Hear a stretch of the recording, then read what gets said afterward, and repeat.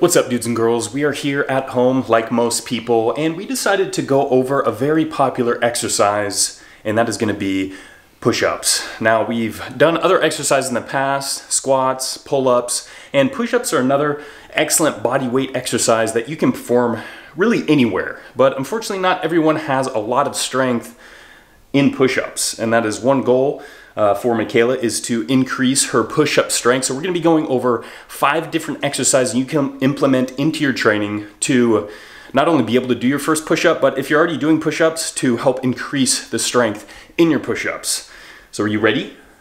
I'm ready. Hell yeah.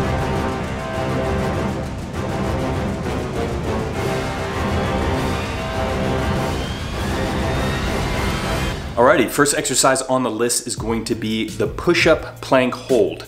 Now with push-ups, you're going to be in a plank position, so if you really don't have the core strength to hold that position, then you're gonna be in a world of hurt. So we wanna work on that first of all, and you're just gonna be holding that position for as long as you can. As you can see, Michaela's doing it for 30 seconds, and we'll probably be doing around 3 sets of 30 seconds. And of course, the stronger you get, the more you can increase the amount of time. You're going to be placing your hands just about shoulder width, feet together right out behind you. So you don't want your hips too far up, and you don't want your hips to sag down. So you really want to try to engage that core to have that nice straight positioning in the upper and lower body. You really sometimes want to kind of protract your shoulders forward to help stabilize that position, but you need to try to get used to retracting your scapula there, because in the push-up position you want your scapula back, so that way the chest is doing most of the work. Now you can do some kind of scapula protraction and retractions to kind of get used to kind of pulling your shoulders back. So this is something you can implement into these plank holds to kind of really get that used to kind of engaging that scapula, making sure it's all the way back. And so that way when you're able to do your first push-up, you're making sure the chest is doing most of the work though. So it's a pretty simple movement, as you can see. It's not really a movement, it's just an isometric hold, but you really want to squeeze that core. So obviously when you're able to do your push-ups, not only your first push-up, but also implementing more push-ups into your regimen, you'll be able to have that nice strong core to make sure you're keeping that proper position throughout the push-up motion.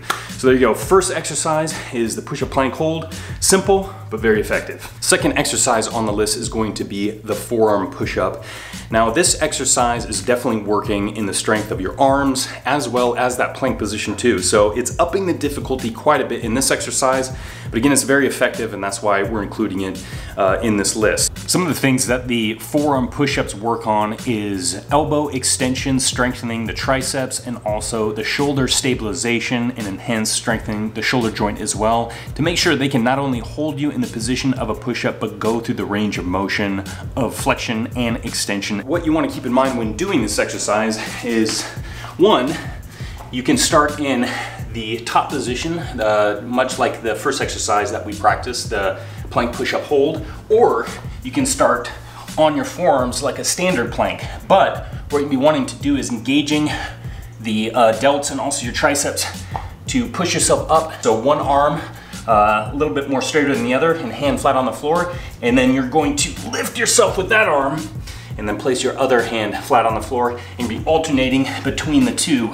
Now this is really gonna help engage the triceps as well as the chest and the front of the delts and the core as well. So it's really trying to bring all the muscles together in a bit of a shorter range of motion than a standard push-up.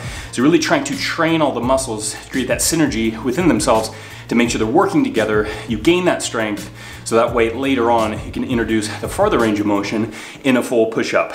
Definitely an excellent exercise and one we love. Exercise number 3 on the list is going to be the push-up negatives. Now, we've worked in the isometric hold with the push-up planks. We've worked in the forearm push-ups, kind of working in a shorter range of motion. And now we're gonna be working on the eccentric contraction of the push-up, which is basically what you're gonna be doing is lowering yourself down. Now, this cuts the motion in half. You're not concentrating on the pushing motion, you're concentrating on the lowering motion, the negative of this push-up here. So thankfully, with something like the eccentric contraction or the negative push-ups, it can be done at relatively low energy costs, meaning it's not gonna be as difficult as a standard push-up where you're concentrically contracting yourself to the top position, be lowering yourself down. It makes it a little bit easier, but you're still gaining a lot of strength in an exercise like this, is why we're including it.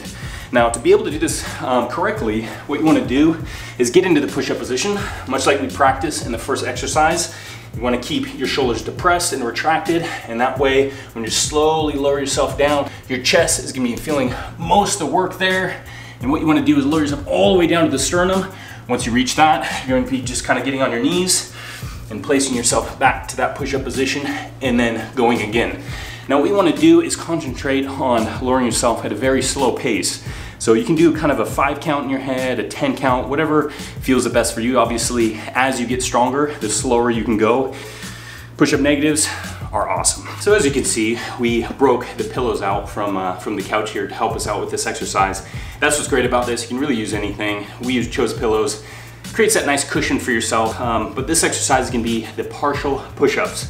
So we're shortening the range of motion in this, and you let the pillows kind of cushion you. You're not coming all the way down, but you are coming all the way up. So you're really working strength in that certain range of motion. Now, one thing can be said about partial repetitions is that you're only really practicing strength in that certain range of motion. So if you'll notice doing a standard push-up, you're coming all the way down, and sometimes when you get down in this bottom position and you press up, you kind of have a sticking point right here. You don't have enough strength to get all the way up to the full lockout. And that's what's great about the partial push-ups, because it kind of works within that sticking point for some people, where you can bring yourself down and you work on that full lockout there, not only working the chest, but of course the shoulders and the triceps.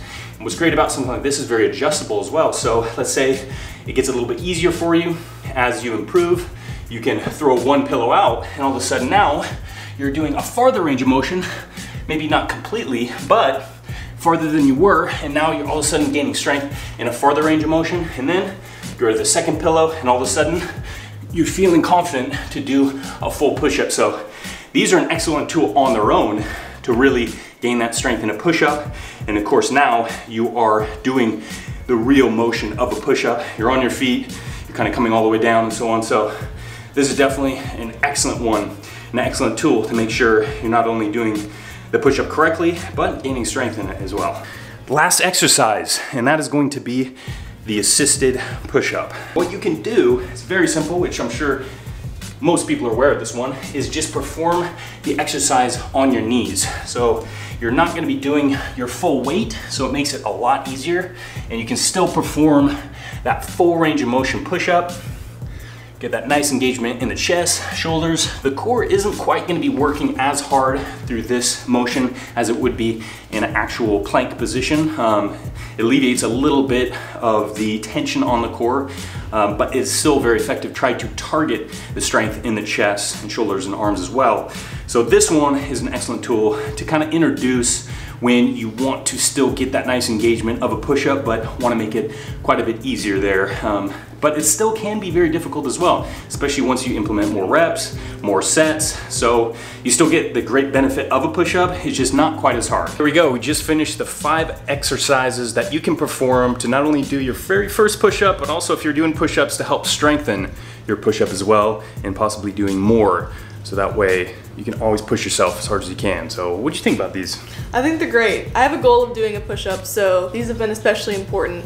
And I've been doing a lot of them too, since that's really our only option, is doing body weight, because we're stuck inside, so yeah. And that's the thing, if you can only do body weight at this point, obviously there's some exercises that you want to try to improve and strengthen, pull-ups, push-ups, you know, those really kind of staple body weight exercises.